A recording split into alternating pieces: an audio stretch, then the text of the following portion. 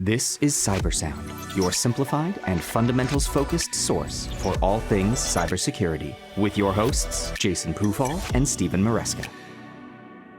Welcome to Cybersound. I'm your host, Jason Pufahl, joined as always by Steve Maresca and Matt Fusaro.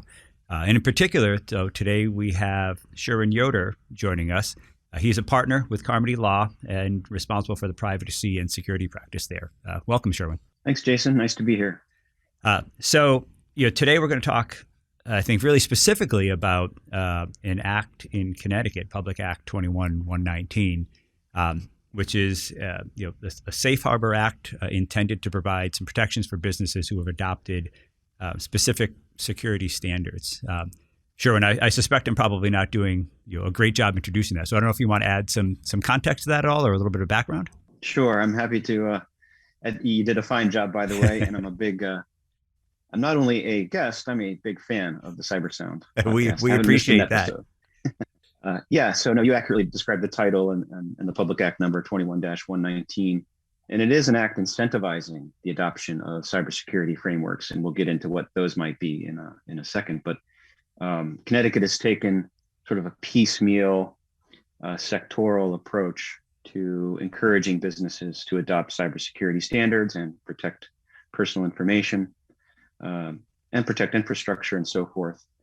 Some of the things that they've done include, data breach notification laws, comprehensive, written security programs or WISPs required for banks, insurance companies, schools. And here is their sort of first foray into making a generally applicable law to all of business. And instead of laying down a hammer or a stick, they're putting a carrot in front of business. And the carrot is, if you adopt one of these recognized cybersecurity frameworks, you're going to be immune from punitive damages should someone sue you as a business for negligence resulting from a data breach, or a data breach that results from unreasonable security standards. So, and they're not being explicit about what standards you have to adopt. I know they listed a few in the act itself, but they're giving companies the latitude to choose a standard that feels right for them. Is that accurate? That is accurate. So there's an enumerated list of recognized frameworks, and there are more frameworks out there, quote unquote, than what are listed in the statute, but they do list some very solid and popular consensus-driven standards, including those from the National Institute of Standards and Technology, or NIST, as well as the Center for Internet Security, which is also a very influential group, and some others that we don't need to name here. And they have different origins and contexts. Some were surrounding infrastructure, like the NIST cybersecurity framework. Some were surrounding privacy, like the NIST special publication 800-53. And whatever the background, many of them are of general application. And it's just a matter of a business, with proper counseling and advice, figuring out what's the best framework for them. So, one of the things that jumped out to me when I've read through this is, this is optional. Nobody's mandated to follow 21-119, right? It's that safe harbor act. If they adopt a standard, they get certain protections, but they're not required to do it, correct? That's right. It is 100% just incentivizing the adoption of a cybersecurity framework. However, as I think we'll get into this, there are good reasons for adopting these that are in the interest of the business itself. So from a protection standpoint, though, do you need to be 100% in compliance, let's say, with that standard, or is it acceptable to be sort of along a continuum somewhere of adoption of one? Because it could take a couple of years easy for somebody to actually get full compliance with one of these. Do you not get your protections until you're fully in compliant? Can you demonstrate that, hey, we're really on our journey and we've made some substantive improvements? I'm curious what that looks like. So obviously, in the context of litigation, is where that question is going to be, hammered out, for lack of a better word. And there probably will be a battle of experts. Yeah. Right. One expert saying they've complied, and another expert saying that they haven't complied. But I think the background here is reasonableness, and that's the general guiding principle, including making sure that the business understands it's not a one size fits all thing, that there's certain determination about the scope and appropriateness of the type of program that you adopt. The program that works for UTC is not going to be the same program that works for your local car dealership or something like that, right? There's going to be varying levels of requirements, and it's going to come down to what's reasonable for the type of information you process, the size of your business, the nature of the data that you process, and so on. Are there appropriateness thresholds or reasonability guidelines that are established in the Act, for example, driven by particular types of data? The Act does not express about the types of data, that drive sensitivity. But you can imagine handling a social security number, if that's something you do on a regular basis in your business, might be different from just handling a date of birth and a name and an address or something like that. So that's just something that the business is going to have to take into consideration. And obviously, the more sensitive the data, the more it's going to have to be, more attention is going to have to be paid to that. So effectively, getting back to your earlier comment about the battle of experts, the same would apply in terms of whether a control was reasonably implemented at the litigation side of the equation. Yeah, that's true. Although I want to bring the reins in a little bit on this, because the way we're talking, it seems to be like it's so subjective. Right. No one's going to want to sign up for this, and that's just not the case. It really is. Reasonableness is not some elusive standard. There's no gotcha standard there. I think it's really going to come down to whether you were in good faith adopting a program and complying with it. It doesn't require, the statute and the law do not require 100% compliance. Just reasonable compliance with a good faith program that your company has tried to implement.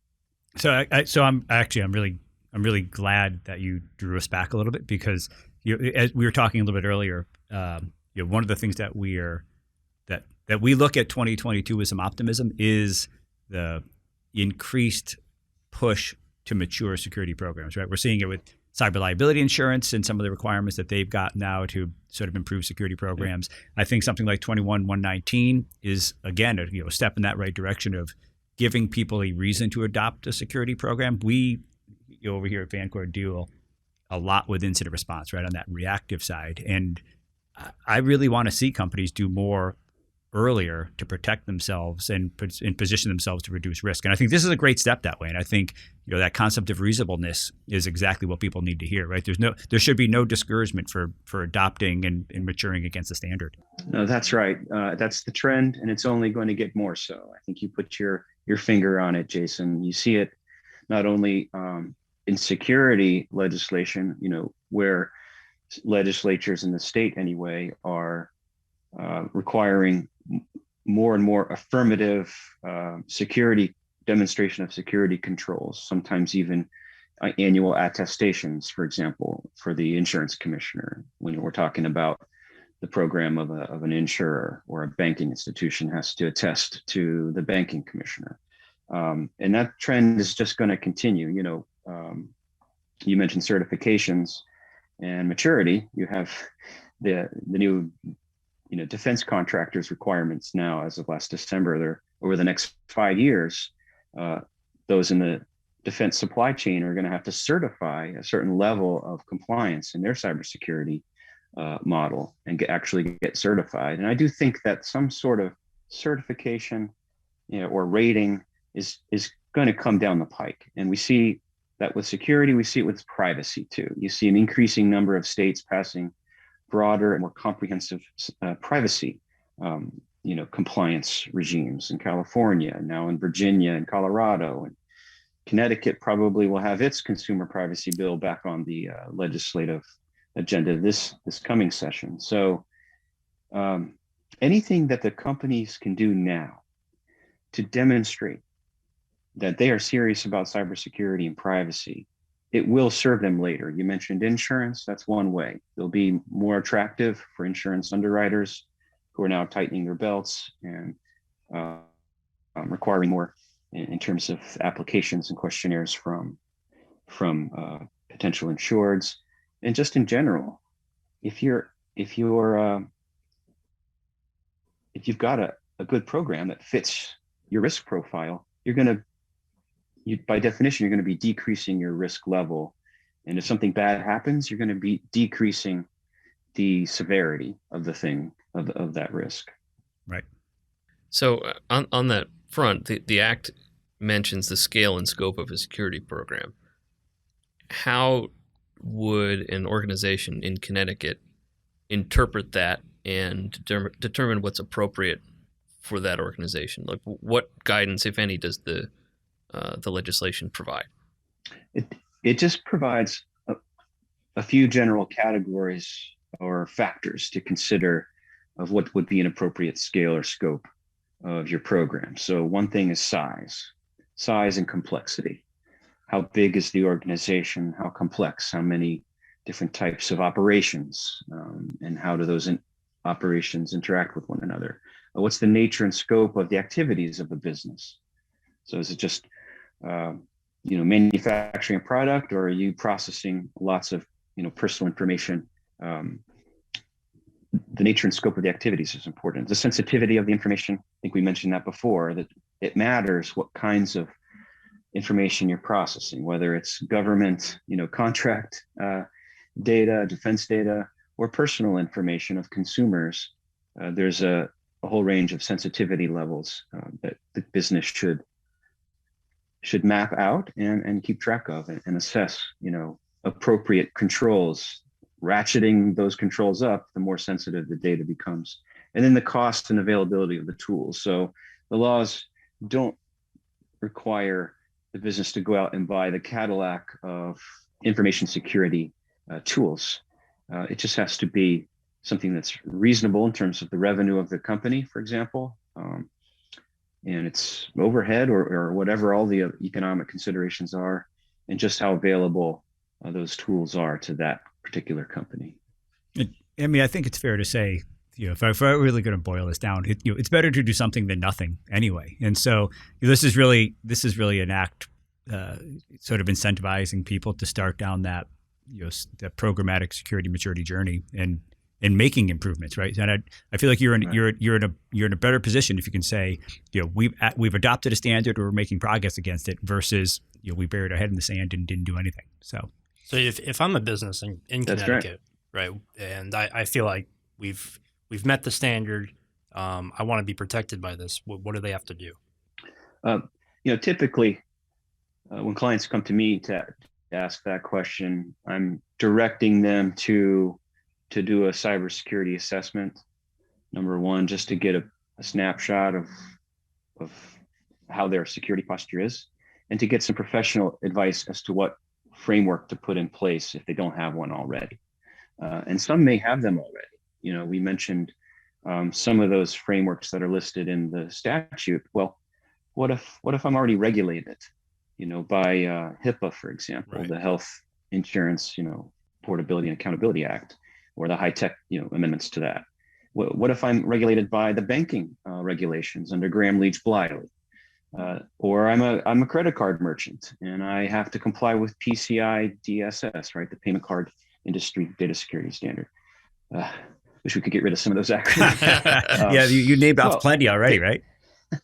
This statute gives you credit for that. So if you have a good program in place already complying with those regulations, you come into the safe harbor. So it may be just a question of getting that assessment and making sure you're documenting your program well enough, to get credit where should you be called upon down the road to demonstrate that. I think that we have many customers that don't necessarily fall under any of those requirements explicitly, but still want to, improve their overall organizational security.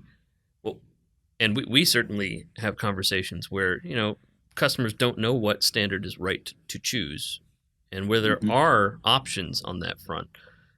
What are the common components that are worthy of the most prioritized effort, in your opinion? Oh boy. Well, first of all, let me say that it's not truly, if you don't have to comply with a particular regulatory framework, it's not really a legal question as to which cybersecurity framework to choose. Oh, That's certainly. why I referred to the getting some professional advice on that. That would come from folks like you at Vancord, or whoever your technology advisor might be. Assuming that they have the correct credentials for that.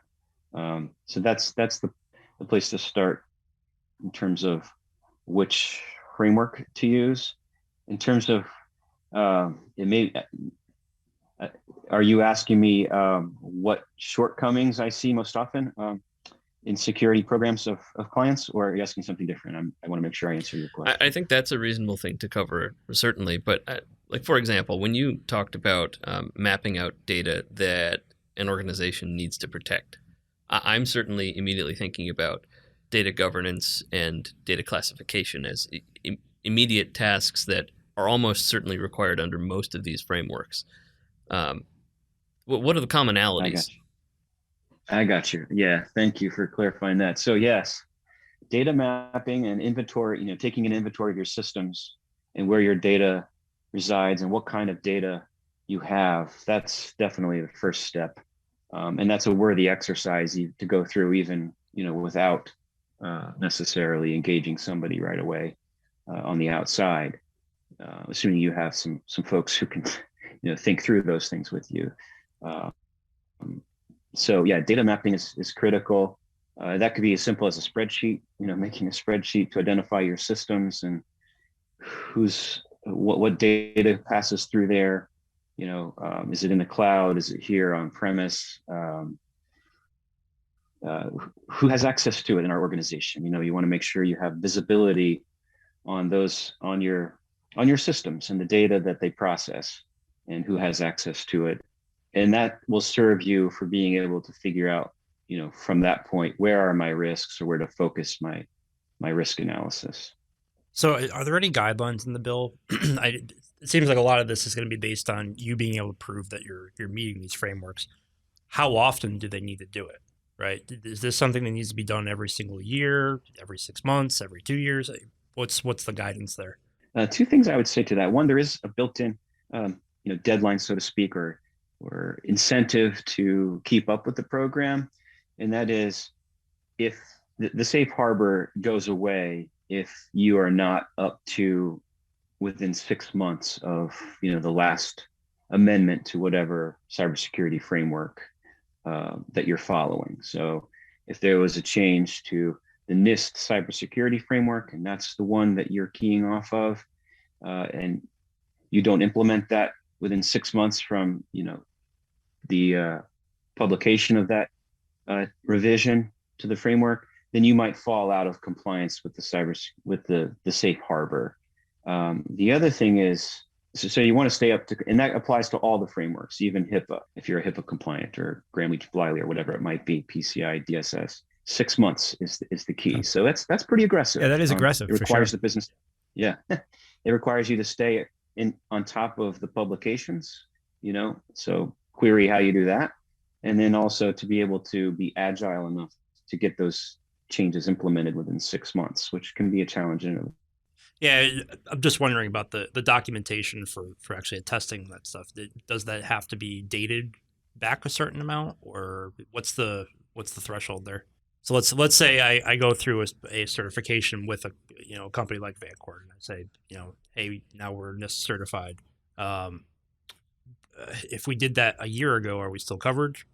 So with NIST, there's no certification requirement, right? So if you adopted a cybersecurity framework that includes attestation or certification, we didn't mention this one, but for example, the ISO 2700 series, that's the International Organization for Standardization, and that has a cybersecurity and privacy framework, which does require a fair amount of assessments and preparation for an audit, and then the audit produces that certification, which has to be renewed every X number of years, and I don't know that off the top of my head, but The other frameworks don't really require that. So, I mean, it's a good question, right? But I think it's really a matter of implementing and maintaining your program in good faith, so that if down the road you were called upon to demonstrate, either by a regulator or in litigation, in a lawsuit, you'd be able to demonstrate at that point in time that, hey, when this bad thing happened, we were within 6 months of the most recent amendment. So we're kind of nearing our time here, but there is something I wanted to touch on briefly, or actually Sherwin was going to ask you to touch on a little bit, which is, we really focused this discussion on a Connecticut act, right? And frankly, I'm proud to be in a state that actually does something to incentivize adoption of a standard like this. But we're not the only ones. I know at least Massachusetts has a privacy act. I think that's not dissimilar. Probably a couple other states. So I'm curious, can you spend a minute or two on other states that have done something similar, or maybe is there, if a business in Connecticut has divisions or something like that in other states, are there things that they need to be mindful of relative to that?